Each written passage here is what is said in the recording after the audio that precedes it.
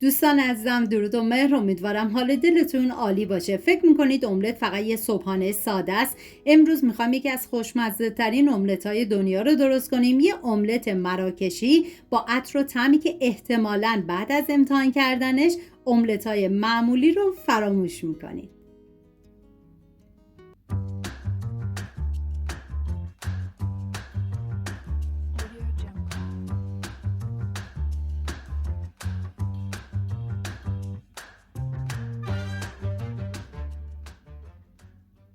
نیاز به 3 عدد بادمجون داریم که پوست بادمجون رو میگیرم و طبق ویدیو خورد کنید. بادمجونی که استفاده میکنید اگر نیاز به گرفتن تلخی داشت، به هر روشی که راحت هستید تلخی بادمجون رو بگیرید.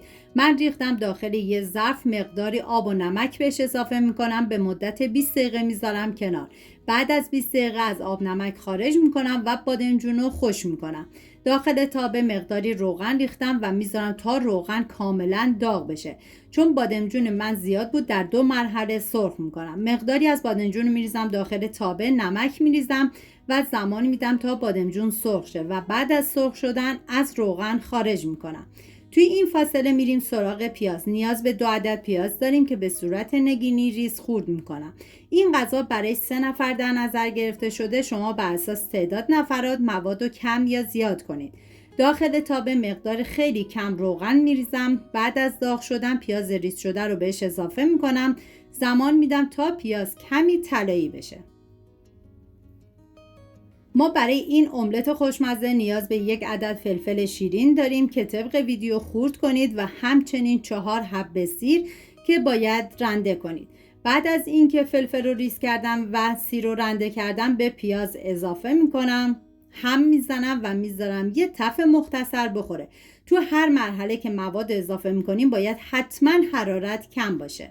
نوبت اضافه کردن ادویه هستش، شامل پودر تخم گشنیز، پاپریکا، آویشن، فلفل سیاه، زردچوبه و نمک. هم میزنم میذارم ادویه ها تف بخورن، عطر ادویه ها آزاد بشه.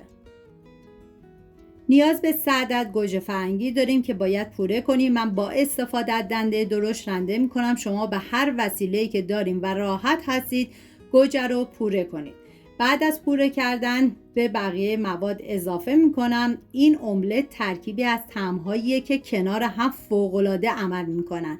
بادمجون نرم و خوش‌طعم، گوجه تازه و پنیر کشدار که هر لقمش واقعا لذت بخشه و واقعا هم ارزش امتحان کردن داره. یک قاشق غذاخوری رب گوجه فرنگی رو با مقداری آب جوش رقیق کردم و میریزم داخل تابه، هم میزنم، زمان میدم تا آب گوجه کاملا گرفته بشه. و بعد از اینکه به این مرحله رسید نوبت اضافه کردن بادمجونای سرخ شده هستش. میریزم داخل تابه، هم میزنم تا همه مواد با هم دیگه مخلوط بشن.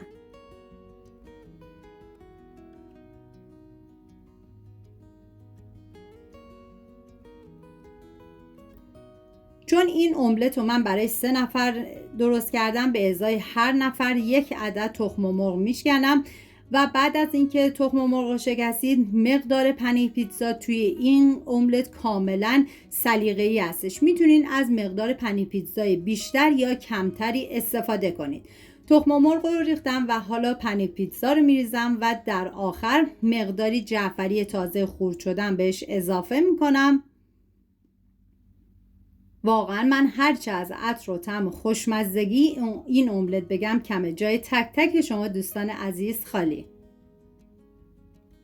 جعفری خورد شده و مقداری آویشن و بعد سر تابه رو میذارم به مدت 10 دقیقه با حرارت کم تا تخم مرغ خودشو بگیره.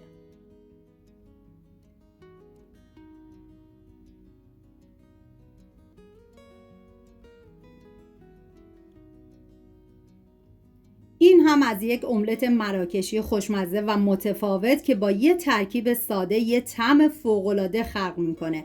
امیدوارم این دستور رو امتحان کنیم و از عطر و مزه خاصش کنار عزیزانتون لذت ببرید. سپاس از همراهی همیشگیتون. تا یه خوشمزه دیگر، بدرود.